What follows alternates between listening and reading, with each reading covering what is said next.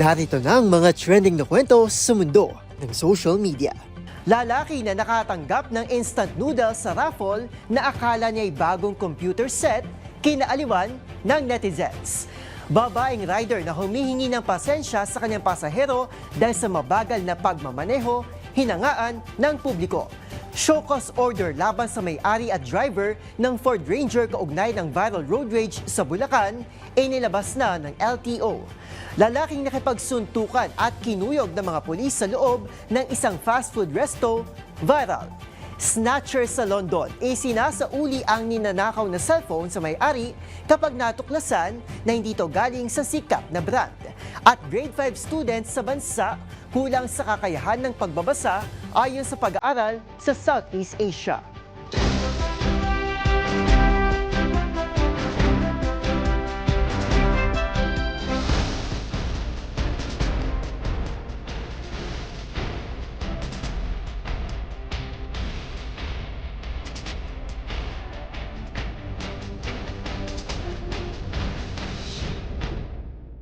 Iba't ibang mga nagba-viral na kwento na naman ang ating pag-uusapan.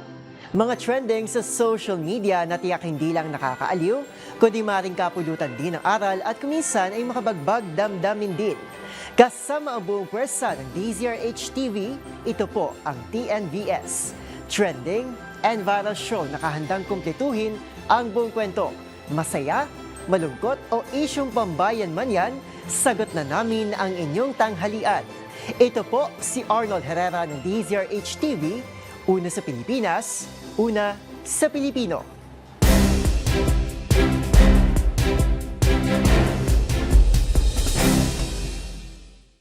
Para sa ating unang trending story ngayong tanghali, tuwing Christmas party malamang ay karamihan sa mga umaasang manalo sa raffle ay ang nagdadasal ng todo para sa mga magagarbong premyo tulad ng mga appliances at gadgets. Gaya na lamang ng netizen na ito na nakatanggap ng brand new PC set sa kanilang party. Ngunit imbis na matuwa, aba, ito pa ay nadismaya. Kung ano nga ba ang kanyang totoong natanggap na regalo, panoorin sa report ni James Galangel. Computer na sana, naging lugaw pa. Yan na lamang naging reaksyon ng lalaki sa viral video na imbis makuha ang inaasam niyang PC set, na akala'y isa itong complete computer set, ang ibig sabihin pala ng PC ay pansit canton pala.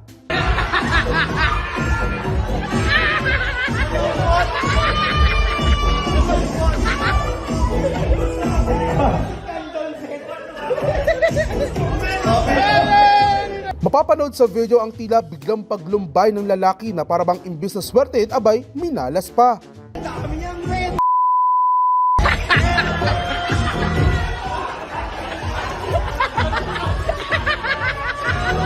Umani naman ang mga nakakatuwang comments ang video kung saan tanong ng ilang mga netizen ano raw ang specs o specifications ng PC na kanyang napanalunan.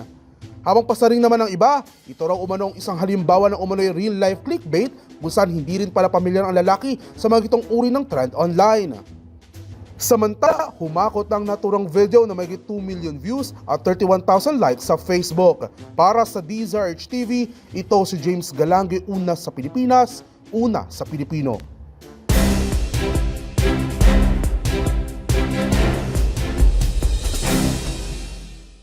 Sa ating susunod na kwento, saludo ang marami sa lady rider na tampok sa viral story na ito sa paglalagay niya sa kanyang kaligtasan at ng kanyang pasahero sa prioridad habang namamasada. Ang rider na inihingi ng pasensya ang mabagal niyang pagmamaneho, hinangaan naman ng netizens. Ang buong kwento, ihahatid ni Rose Babiera. Pagmamadali na madalas ay sasabayan pa ng mabigat na trapiko. Ang motorsiklo ang kaibigan ng marami. Sa liit nito kahit papaano nakakasingit ang mga motorista at naiibsan ng malalang traffic at nakakarating sa paroroonan on time. Minsan pa nga, humihirit ang ibang pasahero sa mga riders na bilisan upang makaabot sila sa trabaho o meeting. Kaya gayon na lang ang paumanhin ng isang rider na ito sa kanyang mga sakay, sa kanyang mabagal na pagmamaneho. Sa isang note o mensahe na nakasulat sa papel at nakadikit sa likod ng helmet na madaling mabasa ng kanyang mga pasahero, humihingi ng pasensya ang babaeng rider kung hindi ito ganoon kabilis mag-drive.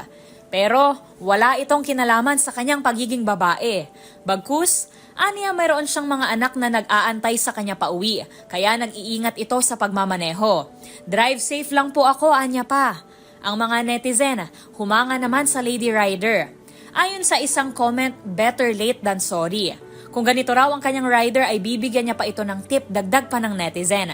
Marami naman ang naghayag na mas gugustuhin pa nila ang mabagal na biyahe at humiling na sana raw ay katulad ng babae ang lahat ng rider.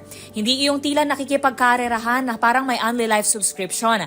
Patukoy sa mga rider na mabilis magmaneho at hindi alintana ang banta sa buhay ng kanilang pagmamadali. Hindi naman pinalampas ng isang netizen na paalalahanan ng lahat na sumunod sa mga speed limitations sa daan.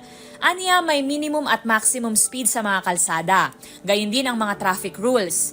Hindi dapat minamadali at ipinipilit ang hindi dapat, payo naman ang isa pa. At sinabing kung ayaw maghabol ng oras ay dapat maagang magising at hindi ibinabaling sa motorista na makarating sa pupuntahan on time. Anya pa, walang replay ang buhay kaya huwag dapat madaliin. Para sa DZRH TV, ito si Rose Babiera. Una sa Pilipinas, una sa Pilipino.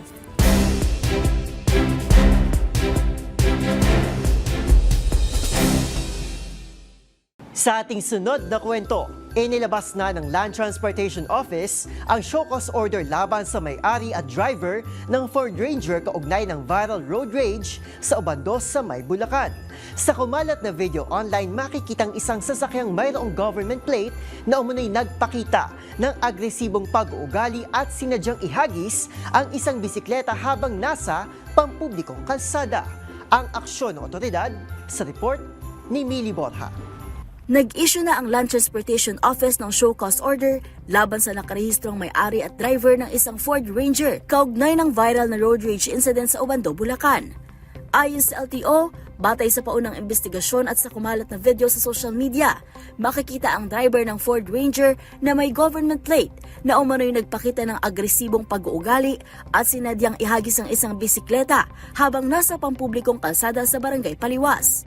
Sinabi ng ahensya na nailagay ang naturang insidente sa alanganin ang kaligtasan ng iba pang motorista at ng publiko at posible rin itong paglabag sa mga umiiral na batas at regulasyon sa trapiko.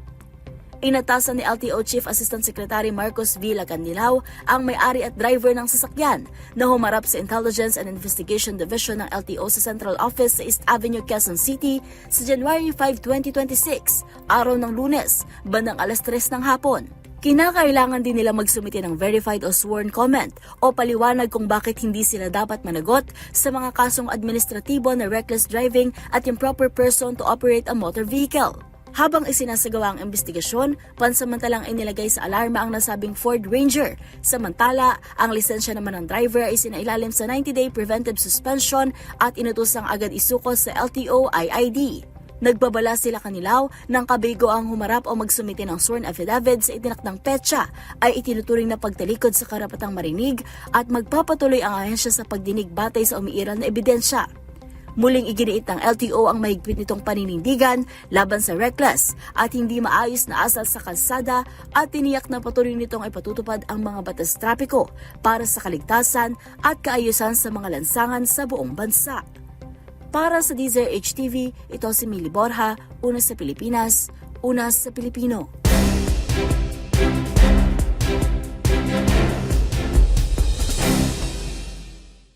Para sa ating next viral story, naitampok natin kamakailan ng isang ginang na bigla na lamang nagwala na nakit ng manager at nakipagsampalan pa sa isang customer sa loob ng isang sikat na fast food resto sa Cavite.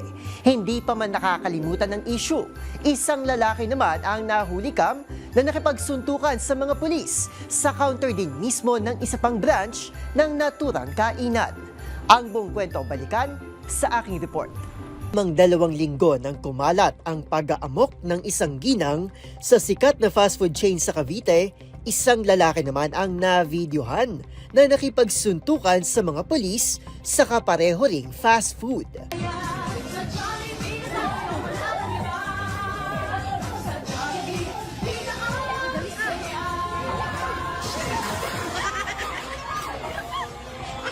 Gaya sa naunang viral video, sa harap din ng counter pumutok ang tensyon. habang pinaliligiran ng mga ususerong customer. Hindi malinaw sa video kung ano nga bang ugat ng tensyon, pero makikita na tila mismong customer ang naghamon at pumustura pa na tila handa itong makipagsuntukan. Di nagtagal, nagpakawala ito ng suntok laban pa mismo sa isa sa 3 pulis na nakapalibot sa kanya na tila may atraso sa kanya. At dito na nga tuluyang naghalo ang balat sa tinalupan. Nakaulit pa ng isang sapak at tulak ang lalaki sa biktimang pulis na hindi na nalaban at nailayo ng kanyang mga kasama. Napaurong na rin ang mga staff at managers ng resto na pawang nakapwesto sa likod ng counter habang nagbabalyahan ang mga kalalakihan. Napatumba pang nag-amok na customer bago ito tuluyang kuyugin ng mga pulis, delivery riders at gwardya habang sinusubukang palabasin ng establishmento. Mabilis na naputol ang video, ngunit makikita ang isa sa mga pulis na tila di nakapagpigil at gumanti rin ng sapak. Wala pa ring nagsasalita at nagpapakilala mula sa mga sangkot sa video. Ngunit suspetsyo ng ilan, posible raw na uminit ang ulo ng lalaki dahil sa makupad na serbisyo sa resto. Para sa DZRH TV, ito si Arnold Herrera. Una sa Pilipinas, una sa Pilipino.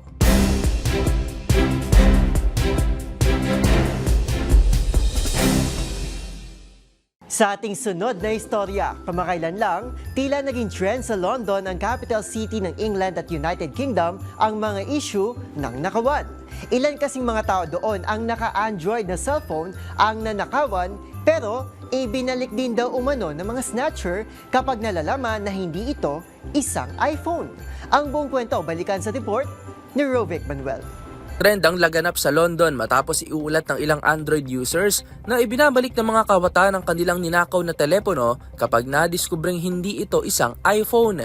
Ayon sa ulat ng London Centric, ilang biktima ang nagsabing na snatch ang kanilang cellphone, ngunit nang makita ng model nito ay agad na ibinabalik sa kanila. Sa isang insidente, narinig pa ng biktima ang salitang "Don't want no Samsung" mula sa mismong salarin. Inilarawan ng mga biktima ang insidenteng ito bilang nakakagulat at nakakainsulto dahil sa mabilis na pangyayari at sa katotohanang hindi man lang kwalipikado ang kanilang telepono para sa pagnanakaw. Ang ilan pa ay hindi agad namalaya na nanakawan na sila hanggang sa tumalikod ang mga magnanakaw. Paliwanag ng mga eksperto, mas pinipili ng mga magnanakaw ang iPhones dahil sa mas mataas nitong resale value at aktibong black market para sa Apple devices. Mahigit 80,000 telepono na ang naiulat na ninakaw sa London noong nakaraang taon. Karamihan ay konektado sa mga mabilisang operasyon ng mga gang na gumagamit ng e-bikes.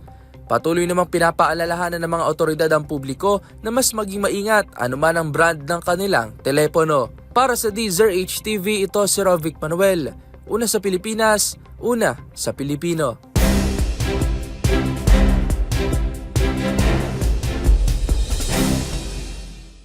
Para sa ating susunod na kwento, nananatiling kulang ang kakayahan ng mga batang Pilipinong mag-aaral sa larangan ng pagbabasa. Itong lumalabas sa isang pag-aaral sa mga bansa sa Southeast Asia sa mga grade 5 students, kung saan hirap pa rin ang mga ito sa pag-intindi ng simple text. Ang iba pang nilalaman ng pag-aaral, alamin sa report ni Dustin Bayog. Nakapagtala ng halos walang pagangat sa antas na pagbabasa ang Pilipinas makalipas sa 5 taon ayon sa isang Southeast Asian study ngayong Disyembre. Base sa resulta ng Southeast Asia Primary Learning Metrics para sa taong 2024 sa mga grade 5 student, halos walang pinagbago na italang marka ng bansa kumpara noong 2019. Binibigyan din ito na mababa pa rin ang proficiency ng mga mag-aral sa pagbabasa at sa pagkintindi kahit pa ng mga simpleng teksto. Sa kabila nito, umangat naman ang bansa sa larangan ng matematika ng 4.9 points kumpara noong 2019. Target ang pag-aaral ng mga grade 5 students dahil sa baitang na ito, inaasahan na solido na ang pundasyon ng mga mag-aaral na makabasa upang matuto. Matatanda ng pandemic ay binase ng World Bank Assessment na 9 sa 10 Pilipinong bata ay hindi makaintindi ng simpleng teksto sa 2019 data na naturang regional assessment. Ayon din sa pag-aaral, pinakikita ng resulta na ito ang patuloy na paglawak ng agwat ng mga mag-aaral na marunong magbasa at magintindi at ng mga mag-aaral na hirap pa rin sa reading comprehension. Para sa DZRH TV, ito si Dustin Bayog. Una sa Pilipinas, una sa Pilipino.